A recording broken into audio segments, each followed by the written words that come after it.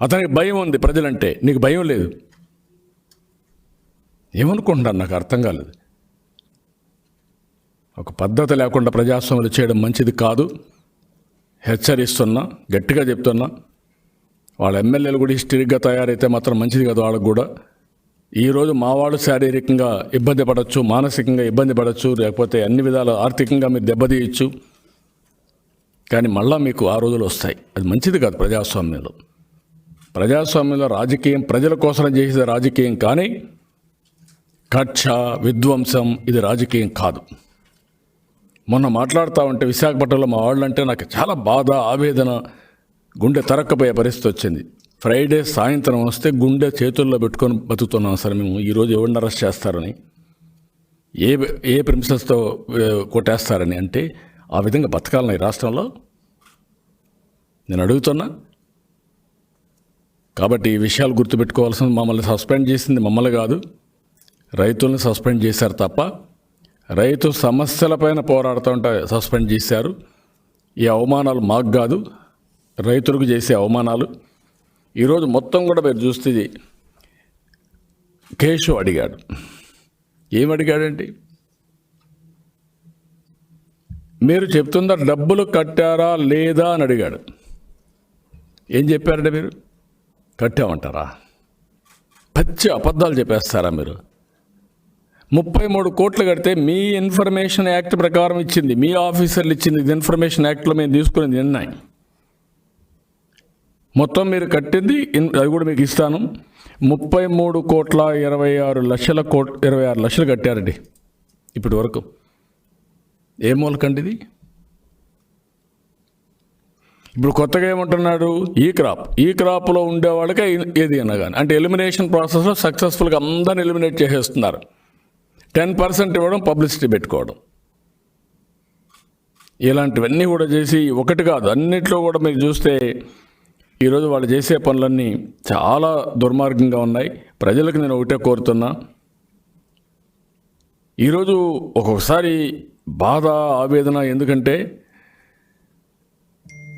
ఈ జరిగే పనులన్నీ చూసిన తర్వాత ఒక అబ్దుల్ సలాం కుటుంబం మొత్తం ఆత్మహత్య చేసుకున్నారంటే ఎంత మానసిక క్షోభ అనుభవించారో మనం గుర్తుపెట్టుకోవాలి. దానికి కారణం ఎవరంటే ఈ పోలీసు వ్యవస్థ, ఈ ప్రభుత్వం కాదా? మొన్నే అనంతపురంలో ఒక అమ్మాయిని 4 మానభంగం చేసి హత్య చేస్తే ఆ కుటుంబం ఎంత క్షోభ అనుభవించాలండి? మీకు బాధ్యత లేదా?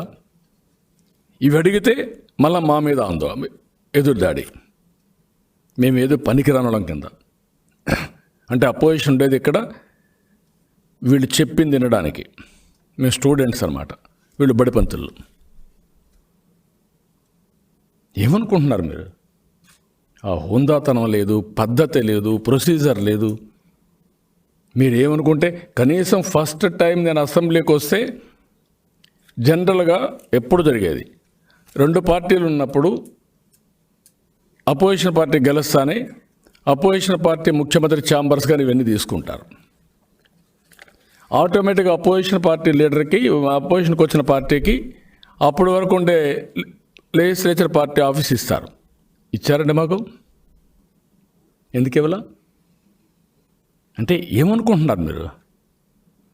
మీకు ఆఫీస్ ఇవ్వకపోతే నువ్వేం చేసేవాడివి నేను అడుగుతాను. రేపు ఇవ్వకపోతే ఏం చేస్తావు? ఒక్క ఇంగిత జ్ఞానం ఉందా మీకు? ఆలోచన ఉందా? అంటే మేము అపోజిషన్లోకి వచ్చినప్పుడే మాకు హ్యూమిలియేషన్ ఉంటుంది రూలింగ్ నుంచి వస్తానే. అలాంటి అపోజిషన్లోకి వచ్చిన వాళ్ళపైన హ్యూమిలిటీ లేదా మీకు? హంబుల్నెస్ లేదా? 4-10 రోజుల్లో వచ్చి ప్రజావేదిక కూల్చేసాం. ఏంటి? ఆ ప్రజావేదిక కూల్చి మమ్మల్ని డిమారలైజ్ చేసి, భయభ్రాంతులు చేసి, రాష్ట్రాన్ని భయభ్రాంతులు చేయాలన్నా? అంతే కదా? ఏం గవర్నమెంట్ ఉపయోగించుకోకూడదు దాన్ని? ప్రైవేట్ ల్యాండ్లో కట్టింది కదా, అది గవర్నమెంట్ డబ్బులు కదా, పబ్లిక్ మనీ కదా, ట్యాక్స్ పేయర్స్ మనీ కదా. ఎందుకు కొట్టేసావు? ఇంతవరకు డెబ్రిస్తే ఇలా ఏ విధంగా ఇంటర్ప్రిట్ చేద్దామంటే ఇది పులివెందుల పంచాయతీ కాదా? ఇన్ని మాట్లాడారు, మీరు చూస్తున్నారు. ఏదైనా ఎవిడెన్స్ దేనికైనా ప్రొడ్యూస్ చేయగలిగారా? ఎవరి మీద కేసులు పెట్టినా? మరి ఏమనుకుంటున్నారు మీరు? ఎందుకు ఇలాంటి తప్పుడు పనులు చేస్తున్నారు? ఈరోజు మొత్తం కూడా మీరు చూస్తే ఇప్పుడు కూడా మళ్ళీ ఉపన్యాసం, రొటీన్ గాలి కబుర్లు, సొల్లి కబుర్లు మళ్ళీ అదే చేసుకుంటూ వచ్చాడు. మమ్మల్ని బయట పంపించి మళ్ళీ ఇదే చేసుకుంటూ వచ్చాడు. ఎంత ఇదంటే వాళ్ళు ఇచ్చిన దాంట్లోనే క్రాప్ ఇన్సూరెన్స్లో ఇంకా మేము నెగోషియేట్ చేస్తున్నాం. నువ్వు నెగోషియేట్ చేసుకో. దీనికి ఇప్పుడు బాధ్యత ఎవరిది? నష్టపోయిన పంటకు ఎవడిస్తాడు? నువ్వు ఇస్తావా? ఇవ్వవా? చెప్పు. అందుకని మేము నిన్న కూడా అడిగాం, చాలా క్లియర్గా అడిగాం. ఒకటే అడిగాం మేము, ఎకరాకు 30,000 రూపాయలు వరికి ఇవ్వాలి. హెక్టార్కి ఒక హెక్టార్కి 30,000 రూపాయలు వరికి ఇవ్వాలి. ఒక హెక్టార్కి 50,000 రూపాయలు హార్టికల్చర్కి, ఫిష్కి కూడా ఇవ్వాలా. ఇన్సూరెన్స్ ఉంటే ఇన్సూరెన్స్ వాళ్ళకి వస్తే అది ఇది చేసుకోండి. ప్రతి ఒక్క కుటుంబానికి 10,000 రూపాయలు ఆర్థిక సహాయం చేయాలి. అదే మాదిరిగా ఆర్టిజాన్స్కి మాత్రం, కుల వృత్తులు, చేతి వృత్తులకు మాత్రం 15,000 రూపాయలు కుటుంబానికి ఇవ్వాలి. ఈ డిమాండ్స్ నెరవేర్చండి. దీనికోసం మేము పోరాడతాం. మమ్మల్ని సస్పెండ్ చేసినా పర్వాలేదు. ఫస్ట్ టైం నా లైఫ్లో నన్ను సస్పెండ్ చేశారు. ఫస్ట్ టైం నేను పోడియంలోకి పోవాల్సి వచ్చింది రైతుల కోసం. అయినా బాధ లేదు. మీరు అవమానం చేశారు, బాధపడ్డాం. ఎవరైనా మేము కూడా మనుషులం, బ్లడ్, ఫ్లెష్ అన్నీ ఉంటాయి మాలో కూడా. అలాంటిది బాధ ఉంది, ఆవేదన ఉంది. కానీ మేము పోరాటం చేసే రైతుల కోసం చేస్తున్నాం. భవిష్యత్తులో కూడా ఈ పోరాటాన్ని కంటిన్యూ చేస్తాం. రాజీ లేకుండా పోరాడతామని చెప్పి కూడా నేను మీకు తెలియజేస్తున్నాను.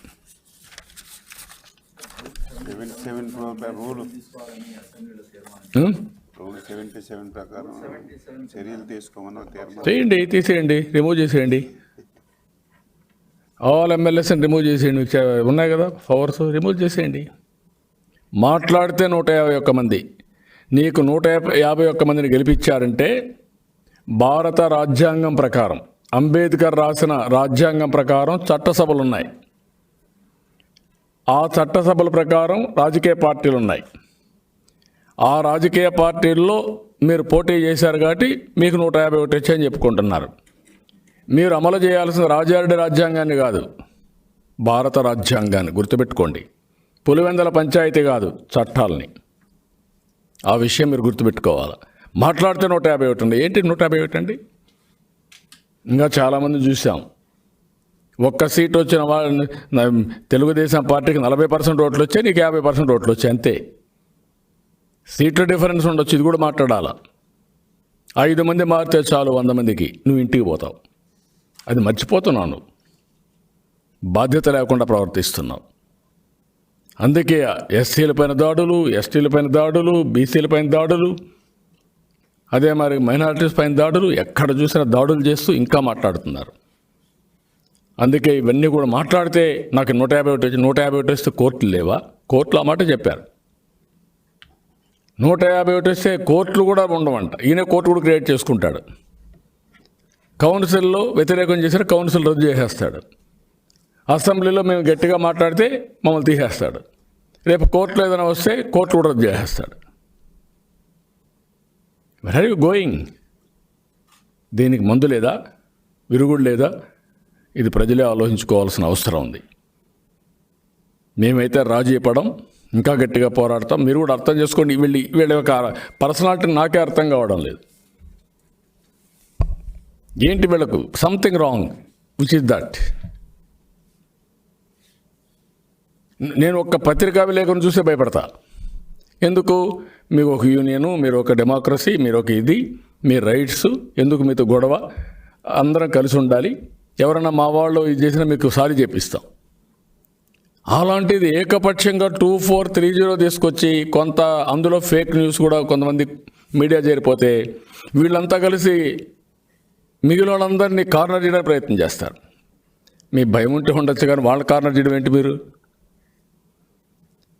ఎక్కడ హక్కులు ఇవి? ఇలాంటివన్నీ చాలా నాకే అర్థం కావడం లేదు. ఎప్పుడు నేను ఇన్ని అవమానాలు భరించాల. అసెంబ్లీలో ఎన్నోసార్లు పోయినప్పుడు కూడా ఉందాగా ఉండేవాళ్ళు, వాళ్ళు కూడా నన్నంటే గౌరవం ఉండేవాళ్ళు, వచ్చేవాళ్ళు. ఆ రెస్పెక్ట్ ఇచ్చేవాళ్ళు. నేను కూడా ఏదైనా ఎంత అన్నా ఉంటే కూడా అసర్టివ్గా మాట్లాడేవాడిని తప్ప వ్యక్తిగతంగా ఎవరిపైన నేను పౌరుషమైన కానీ వల్గర్గా కానీ బూతులు కానీ ఎప్పుడు వాడను. నా నోట్లో రావు. అది నా బలహీనత అనుకుంటే చాలా తప్పు. అదే నా స్ట్రెంగ్త్, గుర్తుపెట్టుకోండి. అది నా నైతిక బలం కూడా. ఆ విషయం వీళ్ళు గుర్తుపెట్టుకోవాలి. ఇన్ని సంవత్సరాలుగా నేను రాజకీయాల్లో ఉన్నానంటే, ప్రజల్లో ఈ గౌరవం ఉందంటే, ఆ గౌరవానికి కారణం నేను 40 సంవత్సరాలు సంపాదించుకున్న వ్యక్తిత్వం, క్రెడిబిలిటీ, విశ్వసనీయత. ఆ విషయం వీళ్ళు గుర్తుపెట్టుకోవాలి. ఇన్ని సంవత్సరాలు ఉండేవాడిని 1.5 సంవత్సరం, ఫస్ట్ టైం ముఖ్యమంత్రి 1.5 సంవత్సరం నువ్వు వచ్చి ఇవన్నీ చేస్తావా? ఏమనుకుంటున్నావు? అంత ఫస్ట్ టైం ఎమ్మెల్యేలు వచ్చేసి ఎగిరెగిరి పడిపోతున్నారు. అదేంటో నాకే అర్థం కాదు. అది వాళ్ళకి ఏమొచ్చిందో పూనకం వస్తుందో నాకు అర్థం కావడం. ఆ పూనకం చాలా తప్పిది. కాబట్టి రైతుల విషయం వదిలిపెట్టే సమస్య లేదు. పోరాడతాం. వాళ్ళకు న్యాయం జరిగే వరకు వారికి అండగా ఉంటాం. జగన్మోహన్ రెడ్డి చేసిన తప్పుడు పనుల వల్ల, తప్పుల వల్ల రైతులు శిక్షించడానికి కరెక్ట్ కాదు. అప్పుడు కూడా ట్యాక్స్ పేయర్స్ మనీ. రోడ్లు వేయడానికి డబ్బులు లేవు. ఎక్కడ చూసినా గుంతలు, మొత్తం నడుములు హోనం అయిపోతున్నాయి. ఇంకొక పక్క వెహికల్స్ అన్నీ ఖరాబ్ అయిపోతున్నాయి. అన్ని సమస్యలు రాష్ట్రంలో. ఏది ఏమైనా వీళ్ళందరినీ కాపాడుకోవాల్సిన బాధ్యత మన పైన ఉంది.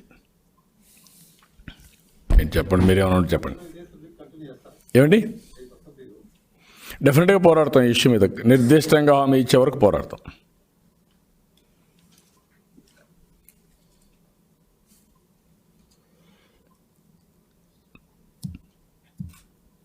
ఈరోజు కూడా నేను వీళ్ళు అర్థం చేసుకుంటారనుకున్నా కానీ వీళ్ళు అర్థం చేసుకోకుండా వీళ్ళు ఇష్ట ప్రకారం మాట్లాడుతున్నారు కాబట్టి నేను చెప్పాల్సి వస్తూ ఉంది ప్రజలకి. Something wrong with this MLAs. ఆ సంథింగ్ రాంగ్ ఏంటనేది కాలమే చెప్తుంది. వీళ్ళందరూ ప్రవర్తన.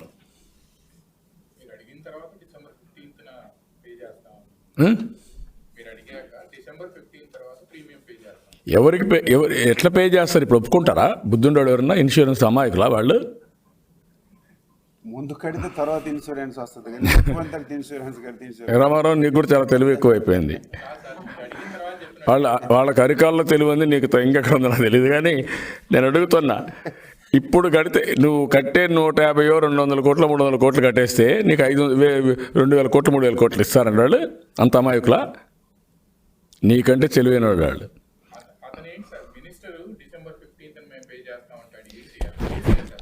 అంటే ఇంకా మీకు ఫేక్. నేను అందుకే చెప్పాను, వీళ్ళంతా ఫేక్ ఫెలోస్ మాట్లాడుతూనే ఉంటారు. ఇప్పుడు ఆ మంత్రి అన్నాడు 15,600 కోట్లు పే చేశారు రుణమాఫీ కింద అన్నాడు. వెనక ఉండేవాడు కాదు 12,000 కోట్లు అన్నాడు. 12,000 కోట్లే. ఎంత ఫేకా? గాలి మనుషులు కాకపోతే వాడు 15,600 కోట్లు వాడు బడ్జెట్లోనే చెప్పాడు. వీడు కూడా అందిస్తే ఆ ప్రాంప్టింగ్లో అది చెప్తాడు. అంటే ఆయన కూడా బుద్ధి ఉండాలి కదా. అంత మారిపోతావా? ఈవేళ నోటు కూడా సర్వే బుక్లో పేజీలన్నీ సింపేసి ఆ పాత నోటే పెట్టాడు అసెంబ్లీలో. తుఫాను గురించి ఒక మాట మాట్లాడాలి. ఒక్క మాట మీరు చదవండి. ఎక్కడన్నా తుఫాను నష్టం ఉందా? కోపం రాదండి?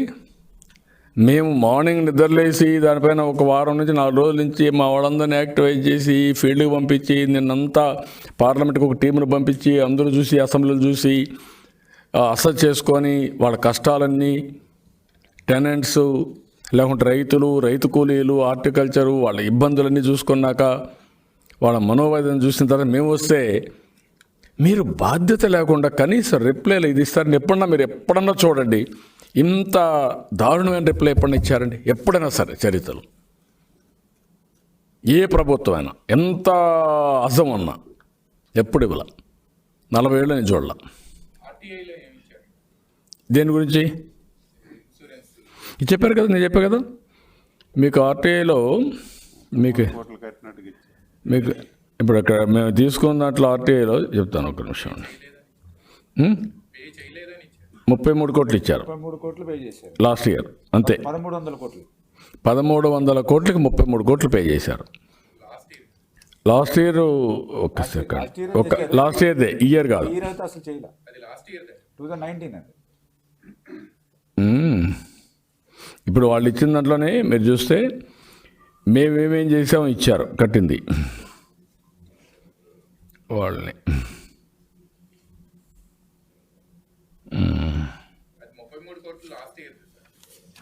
లాస్ట్ ఇయర్ది అదే చెప్పింది నేను, లాస్ట్ ఇయర్ది అని చెప్తాను కదా, ఇయర్ కాదు లాస్ట్ ఇయర్ అట్లా. మీకు ఈ లెటర్ కూడా ఇస్తాం మీకు.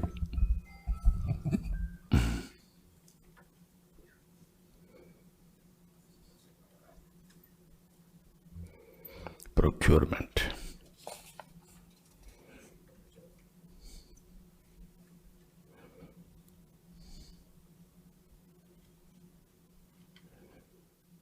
బీమా. ఇప్పుడు ఏమిటంటే ఇక్కడ బీమాలో మీరు చూస్తే రాష్ట్రంలో 2019 మే తర్వాత ఉచిత పంటల బీమా పథకంలో భాగంగా రైతుల వాటా కింద ప్రభుత్వం చెల్లించిన బీమా ప్రీమియం వివరాలు తెలుపగలరా? రాష్ట్రంలో ఖరీఫ్ 2019 సీజన్ నుండి ఉచిత పంటల బీమా పథకం అమలు జరుగుతున్నది.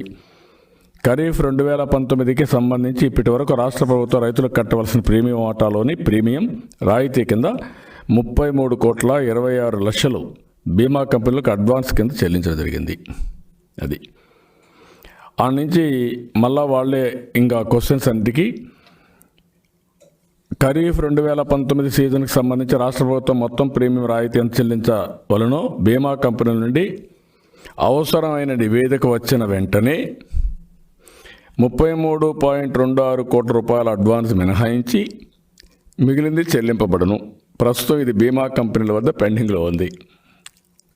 Can you imagine this type of reply? అంటే నీకు ఇన్సూరెన్స్, నువ్వు చనిపోయినాక ఇన్సూరెన్స్ క్లెయిమ్ చేసుకోవచ్చు, డబ్బులు కట్టచ్చు, ప్రీమియం ఒక 100 కోట్లు చేసుకొని నువ్వు కట్టకుండా చనిపోయిన తర్వాత నేను కడతాను, ఇప్పుడు నాకు ఇవ్వండి 100 కోట్లు అంటే ఎంత తెలివైన వాళ్ళు. ఇది ఫ్రాడ్ కదా, ఇది ఫేక్ కదా. ఇది బేసిక్గా ఎలక్షన్ల ముందు ఇదే మరిగా ఫేక్ న్యూస్ పెట్టి ఆ ఫేక్ మీడియాలో కొట్టారు. ఇప్పుడు అదే చేస్తున్నారు. ఇప్పుడు జరగదు. నిన్న టిట్కో ఇల్లు మీద అడ్వర్టైజ్మెంట్, నిన్న టిట్కో ఇల్లు చూశారు. బాబు ఇల్లు కావాలి, బాబు స్కీమ్ కావాలన్నా నీకు స్కీమ్ ఏంటి? నీకు ఎక్కడుంది స్కీమ్? నువ్వు కట్టావా? నువ్వేమైనా డిజైన్ చేసావా? లేకుంటే ఎక్కడ ఒక ఇల్లు కట్టావా? నువ్వేం చెప్పావు ఎన్నికల్లో ఊరు తిరిగి? అయిపోతుందని చెప్పి అందరికి ఉచితంగా ఇస్తాను ఆయన అన్నాడు. ఇల్లు కట్టి 1.5 లక్షలు కేంద్రం ఇస్తాడు, ఆయన 2.5 లక్షలు ఇస్తాడు, ఇంకా మిగిలింది నీకు అప్పు పెడుతున్నాడు, నేను వస్తాను మొత్తం మాఫీ చేస్తాను. మేము ఎలక్షన్లో చెప్పాం 300 వరకు మాఫీ చేస్తాం, 300 పైన ఉంటే 65 స్క్వేర్ యార్డ్స్కి డబ్బులు, లేకుంటే 435 ఉంటే 135 డబ్బులు కట్టాల్సి వస్తుంది మేము చెప్పాం. నువ్వు అన్నిటికీ ఉచితంగా ఇస్తాను. ఇప్పుడేమంటాడు, వాళ్ళకి ఇవ్వను, వీళ్ళకే ఇస్తాను. ఇది బాబు స్కీమ్, ఇది జగన్ స్కీమ్. గవర్నమెంట్లో బాబు స్కీమ్, జగన్ స్కీమ్ ఉంటాయండి? ఆ మాత్రం ఇంగిత జ్ఞానం లేదా? దానికి గవర్నమెంట్ డబ్బులతో అడ్వర్టైజ్మెంట్లు మళ్ళా వాడి పేపర్కు ఇంకొన్ని పేపర్లకి ఏమన్నాళ్ళు వెళ్ళి. ఇది not fake media, fake news పెట్టి ఇదే పని పెట్టుకున్నారు. వాస్తవాలు అనేటివి వీళ్ళకు పొట్ట కొట్టినా ఒక్క అక్షరం వాస్తవం రాదు. అంత దారుణంగా తయారైపోయారు. గవర్నమెంటే ఫ్రాడ్గా తయారైపోతా ఉంది. గవర్నమెంట్ని ఎప్పుడు కూడా వ్యక్తులు ఇది ఉన్నా గవర్నమెంట్ ఫిగర్స్ మార్చలేరు, ట్యాంపర్ చేయలేరు, చేయకూడదు కూడా. చేసే సిఏజీ ఇవన్నీ ఉన్నాయి, కొన్ని ప్రాబ్లమ్స్ కూడా ఉంటాయి. వీళ్ళని చూస్తూ ఉంటే రేపు ఆర్బీఐని కూడా ఫోర్స్ చేయరు ఉన్నారు. ఇలా బిహేవియర్ చూస్తూ ఉంటే అక్కడ కూడా తప్పుడు రిపోర్ట్ ఇచ్చేసి చాలా దారుణంగా ఉంది. రాష్ట్రంలో అసమర్థులు చూసాం, అవినీతి పరులు చూసాం, కానీ ఇలాంటి వాళ్ళు ఎప్పుడు నేను చూడలేదు, ఇంత భయంకరమైన వ్యక్తుల్ని. Let us see. అన్ని నివేదికలు వస్తున్నాయి. మా వాళ్ళు చూసింది ర్యాండమ్గా చూశారు తప్ప ఊరూరికి పోయి ఎన్యూమరేట్ చేయలేకపోయారు. ఇంకా చేయాలనుకుంటున్నాం, కానీ ఒక ప్రైవేట్ ఆర్గనైజేషన్లో ఊరూరికి పోయి ఇంటింటికి పోయి చేయడం కూడా కష్టం అవుతుంది. But we are trying. టెస్టిమోనియల్స్ పంపించమన్నాం, చాలా టెస్టిమోనియల్స్ వచ్చాయి. మా వాళ్ళందరూ కూడా యాక్టివ్గా ఉన్నారని చేస్తున్నారు. ఇంకొంచెం టైం పట్టచ్చు. ఏదేమైనా మినిమం 25 లక్షల నుంచి 30 లక్షల ఎకరాలు పాక్షికంగా పూర్తిగా నష్టపోయింది. ఒక్క రూపాయి ఇరిగేషన్ పైన పెట్టకుండా కథలు మాట్లాడుతున్నాడు గాలి కబుర్లు. నేను 1 రూపాయి పెట్టాడండి. కడాన పోలవరం కూడా నాశనం చేసేసి కడాన ఇప్పుడు నేనేదో మొత్తం ఈయన వల్ల పంటలు పడిపోయినాయంట. ఈయన పోయి ఊరూర్లో దున్నాడు, దుక్కి చేశాడు పంటలు పడడానికి. ఎరువులు కూడా ఇవన్నీ పెద్ద మనిషి, ఈయన పెద్ద దుక్కు చేసినట్టు ఏదో చేసినట్టు వీళ్ళు కష్టపడిపోయినట్టు వీళ్ళలో వచ్చేసాయని కథలు మాట్లాడుతున్నారు. చాలా తప్పుడు విషయాలని చెప్పి ప్రజలను మభ్య పెడుతున్నారు. ఇప్పుడు ఇది ఏనేదో హార్టికల్చర్ నేనే అభివృద్ధి చేసినట్టు 90% మీరు గుర్తుపెట్టుకోవాలి. నేను ఆ రోజు మీరు చూస్తే మేము అధికారంలో ఉన్నప్పుడు 90% ఇచ్చాం డ్రిప్ ఇరిగేషన్కి. ఈరోజు ఒకసారి మీరు చూసినప్పుడు మేము ఏడాదికి 720 కోట్ల రూపాయలు ఇన్పుట్ సబ్సిడీ ఇచ్చాం రఫ్గా.